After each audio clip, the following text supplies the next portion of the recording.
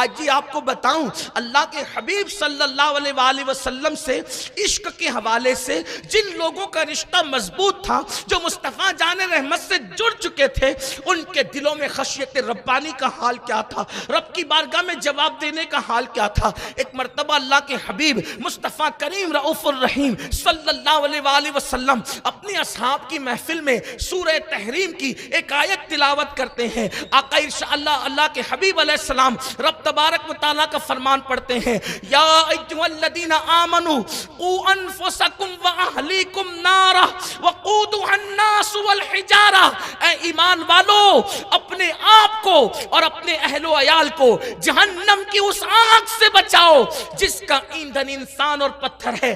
آگے کی روایت پڑھنے سے پہلے تھوڑا میں آیت کی طرف آپ کی توجہ دلانا چاہتا ہوں۔ میں اپنی قوم کے جوانوں سے پوچھنا چاہتا ہوں، جوانی کے غرور اور گھمنڈ میں ڈوب کر کے اللہ کے غضب کو چیلنج کرنے والوں، اللہ تبارک و تعالیٰ کے غضب کو چیلنج کرنے والوں، سن لو، جس نے بھی میرے اللہ کے غضب کو چیلنج کیا ہے، اللہ تبارک و تعالیٰ نے ان کے غرور کو خاک میں ملا دیا ہے۔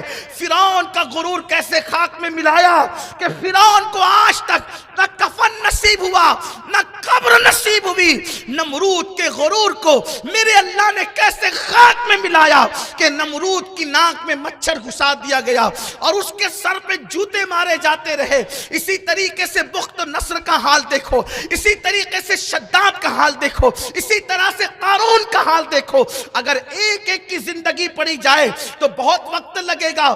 وہ تو بادشاہ لوگ تھے، وہ تو تاجدار لوگ تھے، وہ تو مالدار لوگ تھے، تم تو فٹیچرو 1000 2000 3000 روپے مہینے اور ہفتے کا کماتے ہو اور جوانی کے غرور کے اندر اللہ تبارک و تعالیٰ کی غیرت کو چیلنج کرتے ہو۔ انجام کیا ہوگا؟ میرا اللہ فرماتا ہے قوا انفسکم واہلیکم نارا وقودھا الناس والحجارہ، کہ جس کا ایندھن انسان اور پتھر ہے، اس آگ سے اپنے آپ کو بھی بچاؤ اور اپنے اہل و عیال کو بھی بچاؤ۔ پوچھتا ہوں اللہ، جہنم تو نے بنائی تو تو نے تو جہنم سے لوگوں سے تو نے جہنم کو بھرنا ہے، تو بچنے کا حکم کیوں دے رہا ہے؟ تو تو بے نیاز ہے اللہ، تو تو بے نیاز ہے، تو کیوں فرما رہا ہے؟ تو اللہ کا قرآن کہے گا بندے تو نے غور نہیں کیا میں کس کو کہہ رہا ہوں۔ یا ایھا الذین آمنو، ایمان والو میرے محبوب کے غلاموں۔ اللہ نے محبوب کے غلاموں سے کہا میں نے تم سے تو بے نیاز ہوں، بالکل بے نیاز ہوں، لیکن چونکہ جس سے میں پیار کرتا ہوں محبت کرتا ہوں تم اس کے غلام ہو، تو اس سے پیار کرتا ہوں تو تم سے بھی پیار کرتا ہوں۔ اس لیے یہ نہیں کہہ رہا ہوں یا ایھا الناس قوا انفسکم واہلیکم نارا، یہ نہیں کہہ رہا ہوں۔ کیا کہہ رہا ہوں؟ یا ایھا الذین آمنو، اے میرے محبوب کے غلاموں، مجھے تم سے پیار ہو گیا کیونکہ تمہارے نبی سے پیار ہے، تو نبی سے پیار ہے تو امت سے بھی پیار ہے۔ جہنم بنائی ہے ہم نے لیکن اس میں تمہیں ڈالنا نہیں چاہتے، اس لیے تم کو آگاہ کر رہے ہیں کہ اپنے آنکھ کو بھی بچاؤ، اپنی اولاد کو بھی بچاؤ۔ اور وہ جہنم کا تعارف اور اس کا پریچر، اس کا ڈیفینیشن بھی کر دیا گیا کہ کیا؟ وقودھا الناس والحجارہ، جہنم کوئی آسان چیز نہیں ہے، جہنم کوئی آسان شے نہیں ہے۔ میرا اللہ فرماتا ہے اس کا ایندھن، جہنم کا ایندھن انسان اور پتھر ہے، یعنی جہنم کو بھڑکایا جائے گا تو انسانوں کو ڈال کر اور پتھروں کو ڈال کر، جس میں پتھروں کو جلایا جائے گا، جس میں انسانوں کے ذریعے سے آگ بھڑکائی جائے گی۔ مجھے بتاؤ، جو قوم گرم چائے کا چٹکا برداشت نہ کر سکے، کتنی بھی طاقت ہے نا تمہارے اندر، اگر گرم گرم چائے پی لیتے ہو تو 2 دن تک چائے پینے کی ہمت نہیں ہوتی اگر منہ جل جائے تو۔ دنیا کی آگ پر بنی ہوئی چائے اگر گرم گرم زبان کو لگ جائے تو اس کا چٹکا برداشت نہیں کر پاتے، سگریٹ کا چٹکا برداشت نہیں کر پاتے، دنیا کی آگ کا چٹکا برداشت برداشت نہیں کر پاتے. میری قوم کے جوانوں، شیطان نے تمہیں اغوا کر لیا ہے. مجھے بتاؤ، جب اللہ تمہاری جوانی کے ان جرائم کی وجہ سے تمہیں جہنم کے اندر ڈالے گا تو اس وقت تم اس آگ کو کیسے برداشت کر سکو گے؟ چھوڑ دو گناہوں کو. یہ دنیا 2 دن کی ہے، یہ دنیا چند ساعتوں کی ہے. اور اگر گناہ کرو گے تو گناہوں کا حال یہ ہے کہ گنہگاروں کو تو دنیا میں سزا ملتی ہے. یہ جس راستے پر تم جا رہے ہو، دادا گیری کا راستہ، نشے کا راستہ، چوری کا راستہ، ڈکیتی کا راستہ، پڑوسیوں پہ ظلم کا راستہ، سماج کے اندر لوگوں کو دبانے کا جو راستہ تم نے اختیار کیا ہے، ہم نے اپنے بڑوں سے سنا ہے کہ لوگوں پہ ظلم کرنے والے، جو دادا گیری کرنے والے اس شہر کے تھے، لوگوں نے دیکھا ان کا انجام کہ وہ اس راستے پر چلتے چلتے اس مقام پر پہنچے کہ جب جوانی تھی تو لوگوں کی گردن پہ تلواریں رکھ کر پیسہ وصول کرتے تھے، لیکن جب جوانی ڈھل گئی تو بھیک مانگنے پہ مجبور ہو گئے. بچوں نے گھر سے نکال دیا، لاوارث لاشیں ان کی بس اسٹینڈ کے قریب پڑی رہی، کوئی اٹھانے والا نہیں تھا. یہ بھی کوئی زندگی ہے؟ اپنی جوانی کے اندر تباہی کی طرف نہ جاؤ.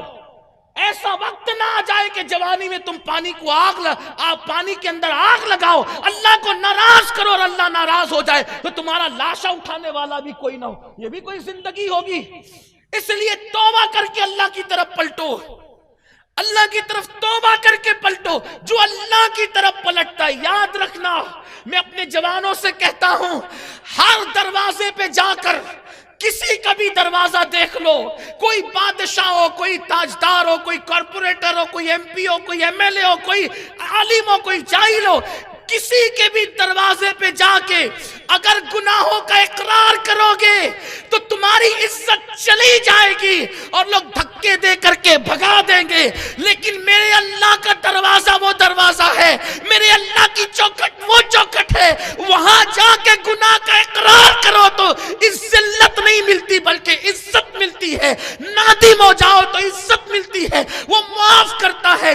گناہ کا اقرار کرو تو لوگ دور کر دیتے ہیں، وہاں گناہ کا اقرار کر کے شرمندہ ہو جاؤ تو وہ کہتا ہے ان اللہ یحب التوابین، توبہ کرنے والوں کو ہم اپنا محبوب بنا لیا کرتے. آؤ، اس کے دروازے کھلے ہوئے ہیں، وہ اپنے کرم کی چادر پھیلا کر کے تمہیں بلا رہا ہے. آؤ، ابھی موقع ہے، وقت ہے.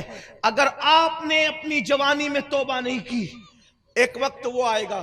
ایک مرتبہ ایک بوڑھے بابا، بڑھاپے کی وجہ سے جن کی کمر جھک گئی تھی، توجہ کرنا، جوانی میں مستی مذاق کرنے والا عرض یہ کر رہا تھا کہ میرے جوانوں سے کہتا ہوں پلٹو اللہ کی طرف.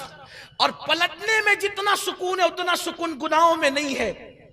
تو وہ جوان، ایک حضور علیہ السلام نے جب یہ آیت پڑھی نا مجمع میں، عنوان یہی چل رہا تھا، قُوْ أَنفُسَكُمْ وَأَهْلِكُمْ نَارًا، اپنے آپ کو اور اپنی اولاد کو جہنم کی آگ سے بچاؤ جس کا ایندھن انسان اور پتھر ہے.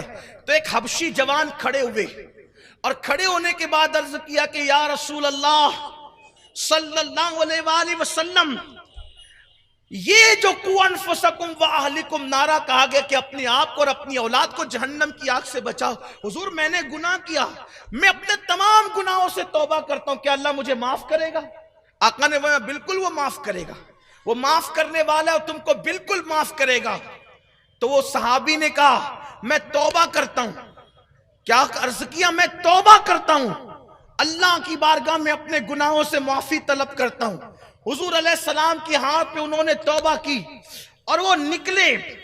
جب وہ نکلے تو پھر پلٹے اور پلٹ کر کے عرض کیا کہ یا رسول اللہ صلی اللہ علیہ وآلہ وسلم، جب میں گناہ کر رہا تھا تو کیا میرا اللہ مجھے دیکھ رہا تھا؟